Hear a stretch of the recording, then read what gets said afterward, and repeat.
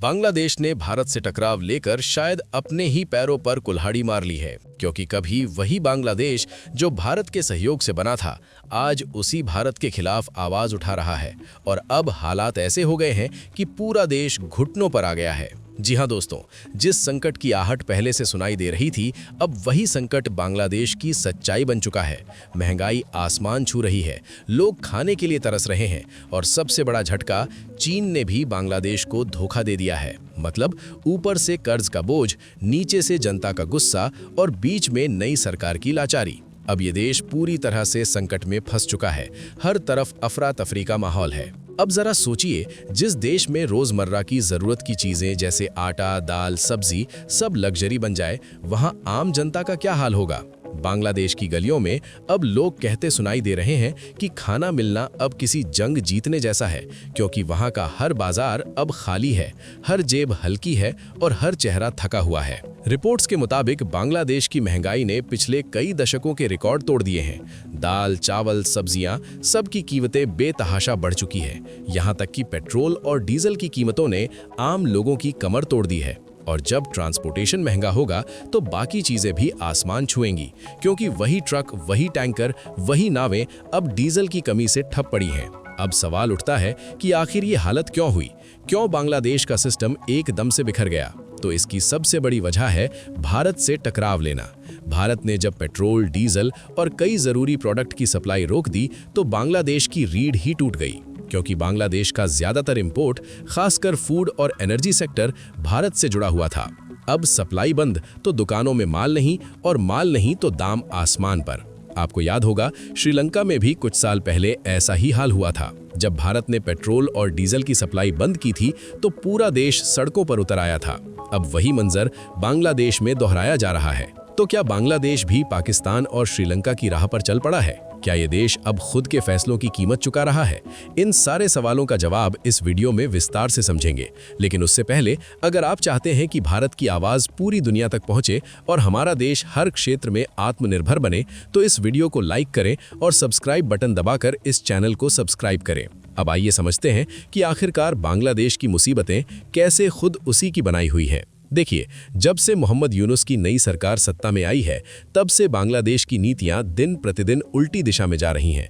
भारत से रिश्ते बिगाड़ना, पाकिस्तान और चीन के करीब जाना, ये फैसले सिर्फ राजनीति के लिए नहीं, बल्कि देश की तबाही की ओर ले जा रहे हैं। क्योंकि जब आप अपने सबसे बड़े व्यापारिक सहयोगी को नाराज कर देंगे तो अर्थव्यवस्था तो डगमगाएगी ही।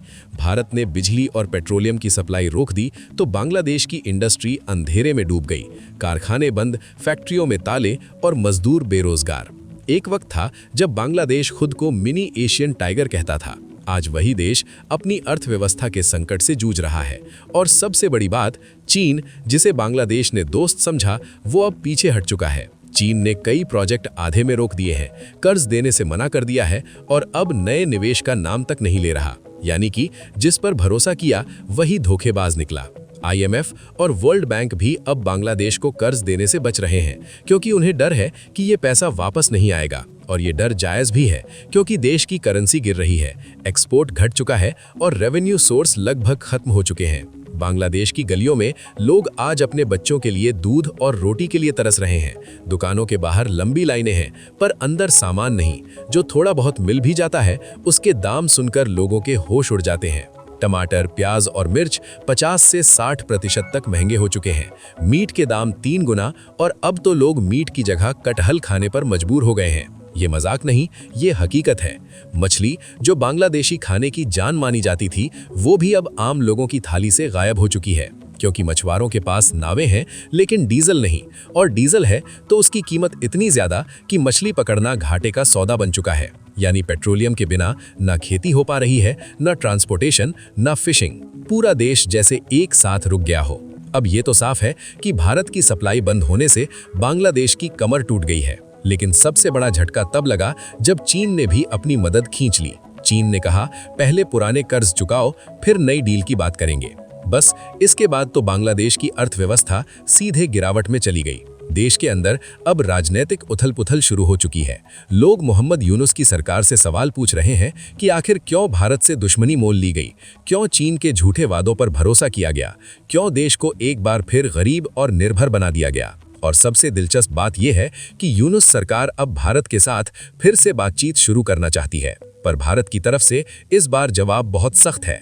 भारत ने कहा, पहले भरोसा दिखाओ फिर बात होगी। यानी अब हालात पलट चुके हैं। जो कभी भारत को कमजोर समझता था, आज वही भारत के दरवाजे पर मदद की गुहार लगा रहा है।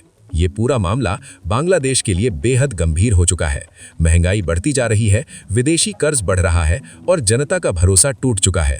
सड़कों पर विरोध शुरू हो गए हैं, लोग महंगाई के खिलाफ नारे लगा रहे हैं और हालात ऐसे हैं कि पुलिस को जगह जगह लाठीचार्ज करना पड़ रहा है।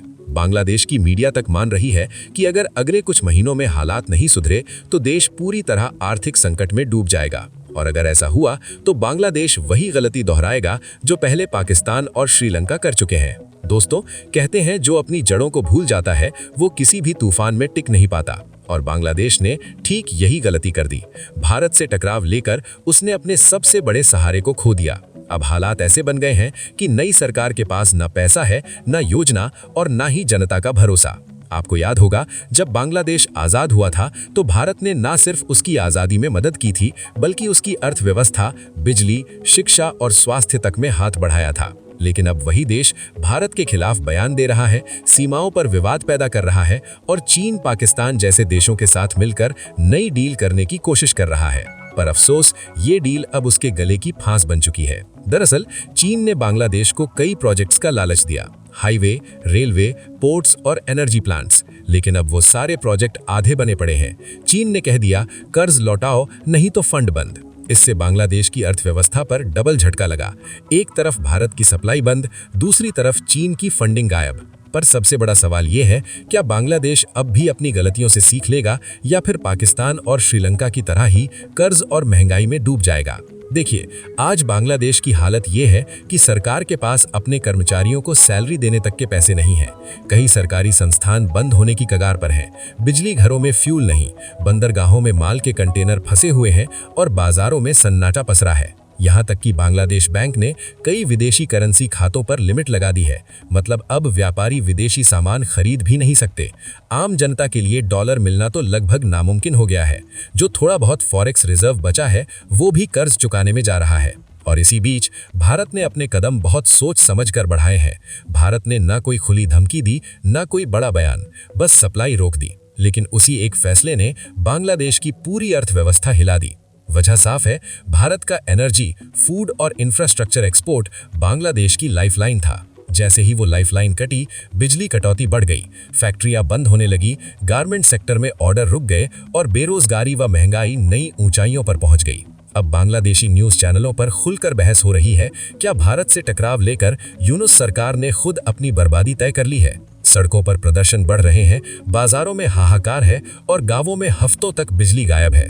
महिलाएं बच्चों के लिए दूध नहीं जुटा पा रही, मजदूरों के पास रोज की रोटी का पैसा नहीं है। लोग अब खुलकर कह रहे हैं, भारत से झगड़ा करके हमने खुद अपना भविष्य खतरे में डाल दिया है। लेकिन इस कहानी का एक दूसरा और ज्यादा अहम पहलू भी है। भारत अब सीधी कार्रवाई नहीं कर रहा, बल्कि सॉफ्ट लेकिन बेहद असरदार स्ट्रैटेजी पर काम कर रहा है। मदद अब होगी, लेकिन बिना शोर शराबे के, और सिर्फ तब जब भरोसा और स्थिरता दिखे। यानी भारत अब भावनाओं से नहीं, शर्तों पर फैसले ले रहा है। इस रणनीति से भारत एक साथ दो निशाने साध रहा है।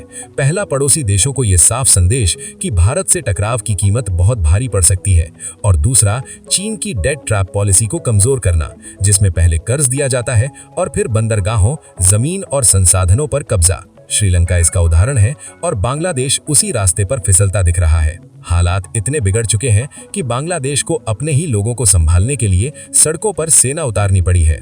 लाठीचार्ज, गिरफ्तारियां और आंसू गैस आम हो चुकी हैं। अंतर्राष्ट्रीय मंचों पर भी देश की छवि गिर रही है। यूएन और यूरोपियन यूनियन तक चेतावनी दे चुके हैं कि हालात नहीं सुधरे तो मदद रोकी जा सकती है। कभी साउथ एशिया का उभरता सितारा कहलाने वाला बांग्लादेश आज गंभीर आर्थिक संकट में फंस चुका है। भारत फिलहाल शांत है, लेकिन उसकी सबसे बड़ी ताकत अब नियंत्रण है, बिजली, ईंधन, अनाज और व्यापार पर। यही नियंत्रण आज भारत का सबसे बड़ा हथियार बन चुका है। बांग्लादेश के सामने अब दो ही रास्ते बचे हैं, या तो वो अहंकार छोड़कर भारत से रिश्ते सुधार ले, या फिर वही अंजाम भुगते जो पाकिस्तान और श्रीलंका भुगत चुके हैं। और याद रखिए, नया भारत अब वो देश नहीं जो बार बार मदद करके सब कुछ भूल जाता था। अब भारत मदद भी करता है और शर्तें भी तय करता है, क्योंकि इस इलाके में भारत के बिना कोई भी देश टिक नहीं सकता। तो दोस्तों, ये थी आज की पूरी खबर, जो काफी रिसर्च और मेहनत के बाद आपके सामने रखा गया है। बाकी आप इस पूरे मुद्दे पर क्या सोचते हैं, अपनी राय कमेंट में जरूर बताइएगा। और जाते जाते एक छोटी सी हेल्प कर दीजिए, इस वीडियो को एक लाइक करके अपने दोस्तों तक शेयर करके हमारी मेहनत को सपोर्ट कर दीजिए। धन्यवाद।